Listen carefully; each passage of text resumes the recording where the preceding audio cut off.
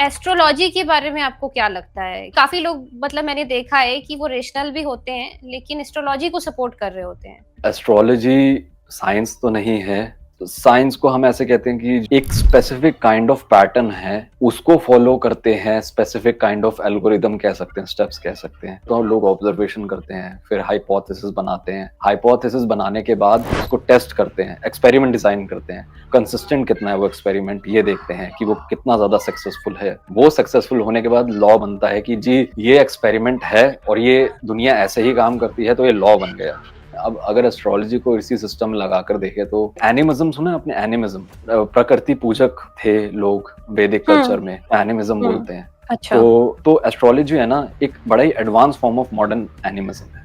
वो लोग क्या करते थे जो एनिमिज्म फॉलो करते थे, वो बस ये चाहते थे कि हमें प्रकृति पर ना कंट्रोल चाहिए किसी तरीके का। जो वेदों में तो कहीं मेंशन नहीं है कि बर्थ चार्ट इन सब के बारे में। वेदों में लूनर साइकिल, सन की साइकिल, इन सब के बारे में है कि सन इस जगह होता है, इस नक्षत्र में होता है, तो ये समय चल रहा है, ये तिथि मुहूर्त निकालने के काम आता था वेदों में। एस्ट्रोलॉजी को डिवाइड कर सकते हैं गणित और फलित में। तो जो वेदों में है ना, वेदों में गणित पार्ट ज्यादा था, फलित पार्ट बहुत छोटा सा था, और वो यही था कि मुहूर्त निकल जाए। तो उन्होंने ये देखा कि जब साउथ लूनर नोड का एक्लिप्स आता है तो कोई राजा मरता है, फैमिन आता है, ये सब चीज होती है। उन्होंने ये देखा। तो कोरिलेशनल मॉडल है ये पूरा astrology. It is not a causal model. Cause and effect के बारे में नहीं बताता, ये हुआ तो ये हुआ, जैसे कि साइंस में है। कि एस्ट्रोलॉजी की सबसे जो बड़ी प्रॉब्लम आती है वो ये आती है कि इनकी नीड बहुत ज्यादा थी। फलित ज्योतिष वाले, इनकी नीड बहुत ज्यादा थी। इनको लोगों की हर चीज को कंट्रोल करना है, इनको फ्यूचर को कंट्रोल करना है, इनको डायग्नोसिस भी देना है, इनको हर चीज बतानी है। नीड बहुत ज्यादा हो गई। नीड के लिए फिर आपकी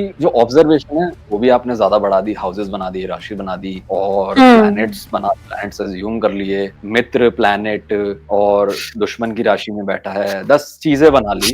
ये जो चीज है ये सब कर लिया उन्होंने। अब जब ये ढेर सारी क्लम्प ऑफ हाइपोथेसिस बना ली ना उन्होंने कि ऐसा होता है, ऐसा होता है, ऐसा होता है, ऐसा होता है, ऐसा होता है, ऐसा होता है, अब उसको एक्सप्लेन करना है भूल गए।